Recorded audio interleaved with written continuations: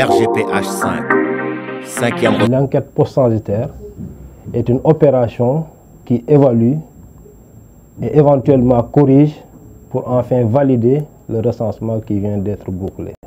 Oui, l'utilité de l'enquête post-censitaire, comme je l'ai évoqué, c'est une enquête qui nous permettra d'apprécier la qualité de ce qui a été collecté comme information.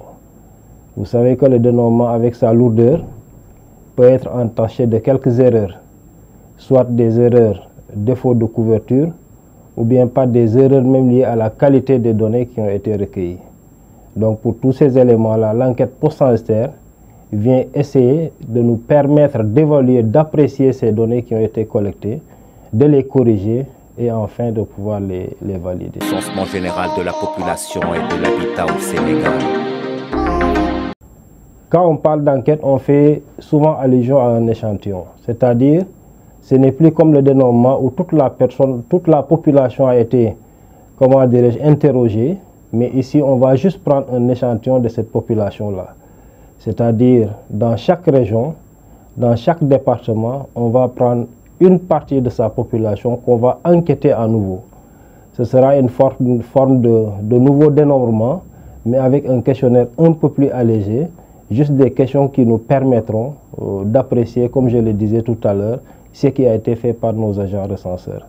Donc, autrement dit, tant que si le DER est sélectionné, toute la population contenue dans ce DER-là sera enquêtée. Mais une fois de plus, ce n'est pas toute la population au niveau national qui sera enquêtée. C'est juste un échantillon.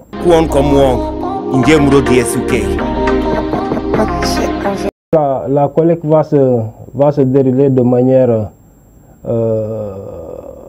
comme on le dit, hein, c'est-à-dire on aura 54 équipes sur le terrain.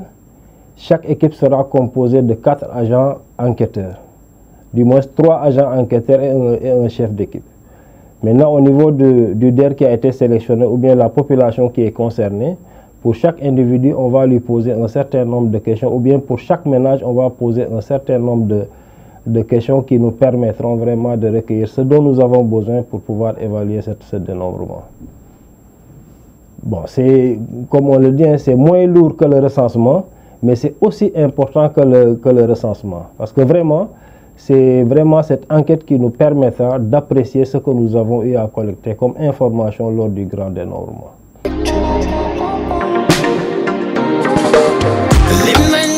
Quand on parle d'évaluation, il faut faire une comparaison.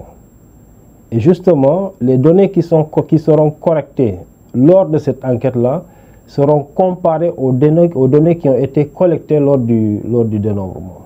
Autrement dit, l'appareillement, c'est comme une recherche de correspondance. C'est-à-dire un individu qui a été enquêté, on va voir est-ce que cet individu a été dénombré. D'une certaine manière, on compare les deux bases de données, c'est-à-dire la base de données du dénombrement et la base de données de l'enquête post-censitaire. Et c'est ce qui nous permettra de voir est-ce que les agents qui ont fait le dénombrement ont bien collecté les informations en termes de complétude, mais aussi en termes de qualité. Est-ce que tout ce qui devait être collecté a été collecté? Est-ce que l'ensemble des individus qui devaient être recensés ont été recensés? S'ils ont été recensés, quelle est la qualité des données qui ont été collectées? Donc, en quelle sorte on fait une comparaison entre les données du dénombrement et les données du recensement. Et ça nous permettra d'évaluer les omissions qui ont pu survenir lors du dénombrement ou bien des erreurs de collecte qui ont pu être notées lors du dénombrement.